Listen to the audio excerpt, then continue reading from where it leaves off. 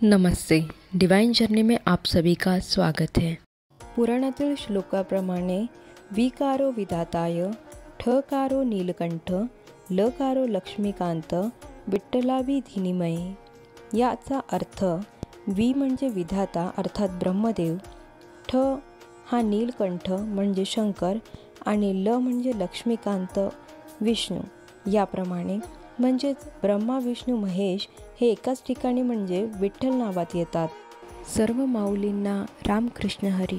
आज आपण जाणून घेणार आहोत श्री विठ्ठला संबंधी। पंढरीच्या सावळ्या परब्रह्माची विविध काळात विविध नावांनी उपासना केली आहे। पंढरीनाथ, पांडुरंग, पंढरीराया, विठाई, विठोबा, विठू माऊली, विठ्ठल गुरुराव, पांडुरंग, हरी अशा अनेक प्रकारच्या नावांनी भक्तांनी त्यांना दिलेली आढळतात। आज सर्व परिचित व प्रचलित नाव म्हणजे पांडुरंग आणि श्री विठ्ठल। विठ्ठल शब्दाची उत्पत्ती कशी झाली याचा अनेक इतिहासकारांनी व संशोधकांनी अभ्यास केला आहे। बरेच लोक विठ्ठल हा शब्द विष्णू या शब्दाचा अपभ्रंश आहे असं म्हणतात।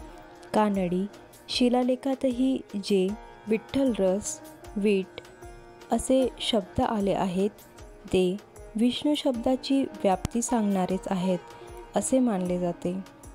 संत तुकोबरायांनी विठोबा शब्दाची उत्पत्ती आपल्या एका अभंगात अत्यंत सोप्या भाषेत केली आहे। तो असा की वि म्हणजे ज्ञान, ठोबा म्हणजे आकार, ज्ञानाचा आकार आणि ज्ञानाची मूर्ती म्हणजे विठोबा, किंवा वि म्हणजे गरुड आणि ठोबा म्हणजे आसन, अर्थात गरुड ज्याचे आसन आहे असा तो विष्णू, तो कटीवर कर ठेवून विटेवरी उभा आहे। श्रीकृष्ण, श्री विष्णू आणि श्री विठोबा हे एकच आहेत। श्री विष्णूंचा अवतार जन्म द्वापार युगात बुधवार दिनांक 13 जून इसवी सन पूर्व 3228 श्रावण वैद्य अष्टमी श्रीमुख नाम संवत्सर ला पहाटे झाला। विठोबा म्हणजे श्रीकृष्ण म्हणून बुधवार हा विठ्ठलाचा वार मानला जातो। आजही वारकरी लोक बुधवारी पंढरपुरातून जात नाहीत। गरुड पुराणामध्ये वर्णन केल्याप्रमाणे विठ्ठल हा विशाल भाल असलेला, तेजस्वी नेत्रांचा, मौन धारण केलेला, कटी कर ठेवून उभा असला आहे। हे वर्णन पूर्णपणे विठ्ठलाला लागू होते।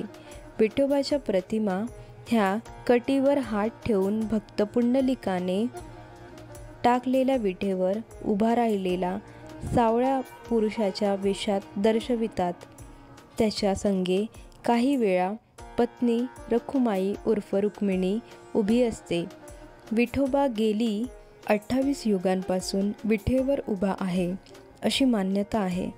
पुंडलिकाने वीट फेकल्याने आजही वारकरी त्यांचा उल्लेख पुंडलिक वरदा हरी विठ्ठल, श्री ज्ञानदेव तुकाराम, पंढरीनाथ महाराज की जय असा करतात। त्याचे प्रमुख मंदिर महाराष्ट्रातील सोलापूर जिल्ह्यातील पंढरपूर येथे आहे। जरी हे मंदिर कधी बांधले गेले हे निश्चित माहीत नसेल तरी ते 13व्या शतकापासून उभे आहे ह्याचे पुरावे आढळतात। पंढरपूरमध्ये वर्षातून 4 यात्रा भरतात। त्यातील आषाढी एकादशीला भरणाऱ्या यात्रेला लाखो भाविक सहभागी होतात। आलेले भाविक भीमा नदीमध्ये स्नान करतात। या नदीला येथे चंद्रभागा असं म्हणतात। विठोबा हे संपूर्ण महाराष्ट्राचे हिंदू आराध्य दैवत आहेत। दीनांचा दयाळू, भक्तकाम, कल्प प्रमुद आणि योगिया दुर्लभ असलेल्या विठुरायाची मूर्ती ही स्वयंभू अशी वालुकामय शिलेची आहे। श्रीच्या मस्तकी मुकुटासारखी उंच कंगोरेदार टोपी आहे। याचा आकार शिवलिंगासारखा असल्यामुळे त्यास शिवलिंग म्हणतात। श्रींचे मुख उभाट आहे, गाल फुगीर आहेत, दृष्टी ही समचरण आहे, कानी मकर कुंडले आहेत, गळ्यामध्ये कौस्तुभ मणी आहे, पाठीवर शिंके असून हृदयस्थानी श्री वत्सलांछन आहे। दोन्ही दंडावर अंगद असून मनगटावर मणिबंध आहेत. श्री विठ्ठलाने हात कटेवर ठेवलेले आहेत. उजव्या हातात कमळाचा देठ असून हात उतारणा अंगठा खाली येईल असा टेकविला आहे, तर डाव्या हातात शंख आहे. श्रींचे कमरेला तिहेरी मेखला आहे. छातीवर उजवीकडे भृगु ऋषींनी पादस्पर्श केलेली खूण आहे. ब्रह्मदेव निघालेली नाभी आहे. कमरेला वस्त्र आहे. वस्त्राचा सोगा पावलापर्यंत आहे. डाव्या पायावर मुक्त केशी नावाच्या दासीने बोट लावल्याची खूण आहे. अशी दगडी विटेवर उभी असलेली मूर्ती आहे. देहू व आळंदीहून दरवर्षी लाखो वारकरी पायी वारीने पंढरपुराला जातात.